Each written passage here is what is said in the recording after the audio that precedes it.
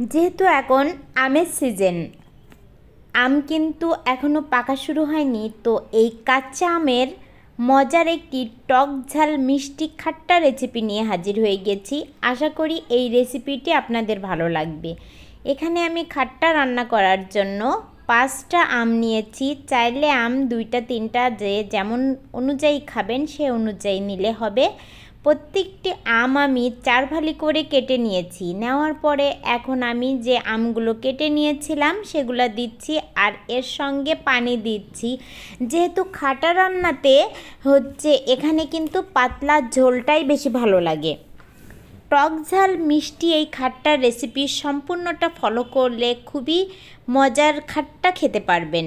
খাট্টা বা খাটা জানি না কে কোনটা বলে, তবে এক এক অঞ্চলে কিন্তু এটাকে এক এক রকম বলে। এখানে যে পানি দিয়েছিলাম 80% কিন্তু বয়েল হয়ে গেছে।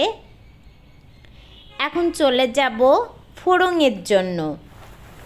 খুবই মজার একটি রান্না, মজার একটি খাবার এই খাট্টা। প্রচণ্ড গরমে কিন্তু আমের খাট্টা খেতে খুবই ভালো লাগে, আর যারা খেয়েছেন তারা তো খেয়েছেন।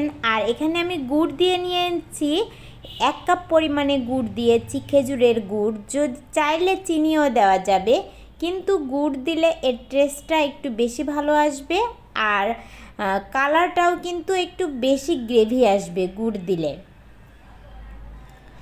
এখন চলে যাচ্ছি আমি ফোড়নের জন্য। এখানে কিছু পরিমাণে সর্ষের তেল দিয়েছি, তবে খাট্টা রান্নার ক্ষেত্রে তেলটা কিন্তু কম দিতে হয়। আর কিছু রসুন কুচি আর কিছু শুকনো মরিচ দিয়েছি কুচি করা। একটু ব্রাউন হতে না হতেই এর সঙ্গে কিন্তু আমি দিয়ে নিব গোটা সর্ষে। চাইলে এখানে কালো যে সরষাটা আছে ওইটাও দেওয়া যায়।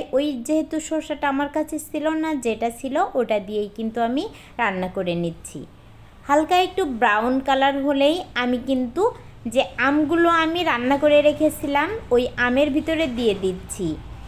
এই রেসিপি যারা ফলো করেননি অবশ্যই টক ঝাল মিষ্টি এই খাট্টা রেসিপি একবার ফলো করবেন।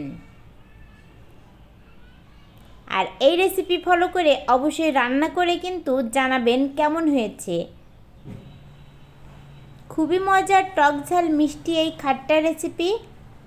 এই যে রান্নাটি হয়ে গেছে, খুবই অল্প সময়ে অল্প উপকরণে বাসায় থাকা ঘরোয়া উপাদান দিয়েই এই খাট্টাটি রান্না করে খেতে পারবেন। এই যে এরকম কিন্তু কনসিস্টেন্সিটা চলে এসছে, দেখেই কিন্তু বোঝা যাচ্ছে কতটা গ্রেভি হয়েছে আর কতটা এর থেকে টেস্ট আসবে। সবাই ভালো থাকবেন, আজকে কিন্তু এই পর্যন্তই।